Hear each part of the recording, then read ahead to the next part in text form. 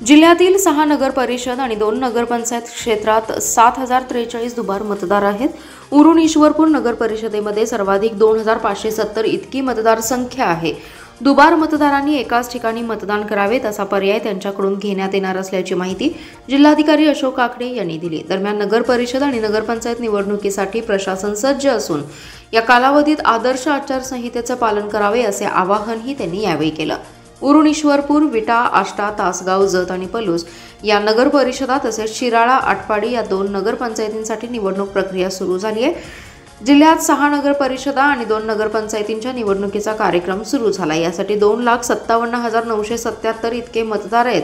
या मतदारांमध्ये सुमारे 7,043 इतके दुबार मतदार आहेत। या दुबार मतदारांना एकाच ठिकाणी मतदानाचा हक्क बजावता येणार आहे। तसेच त्यांच्याकडून चॉईस घेण्यात येणार असल्याचे जिल्हाधिकारी काकडे यांनी सांगितले।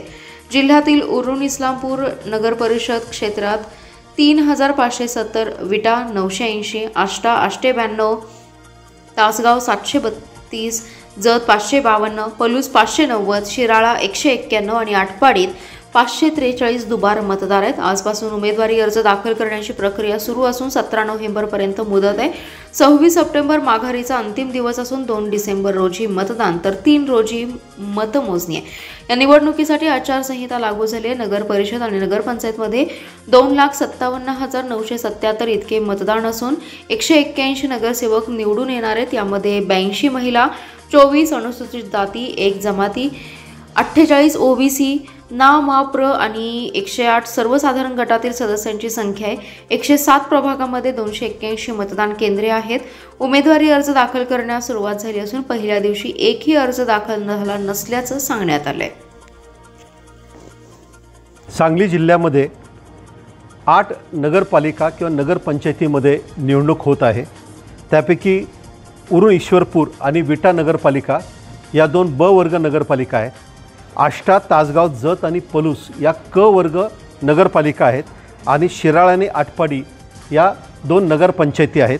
एकूण 2,57,977 मतदान करणार आहेत आणि 291 मतदान केंद्र आहेत।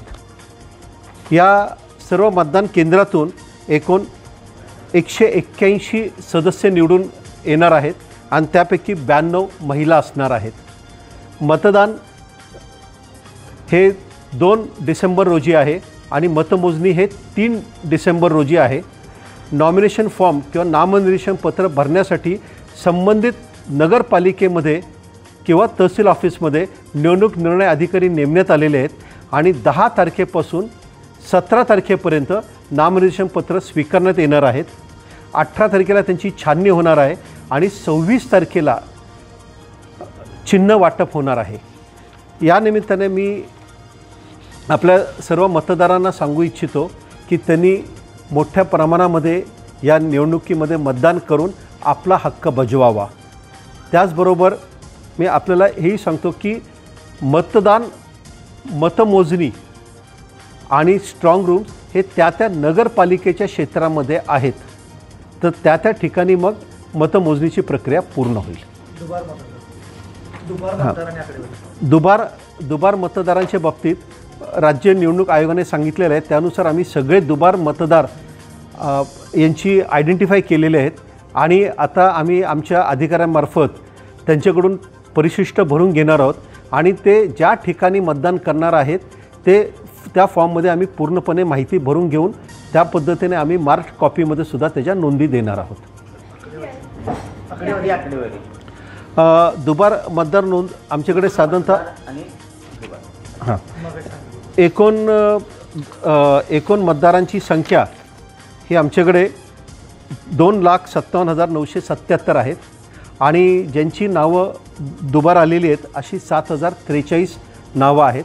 या 7,043 सर्व व्यक्तींना संपर्क करून ते कुठं मतदान करणार आहेत हे आम्ही त्यांच्याकडूनच फॉर्म भरून घेणार आहोत।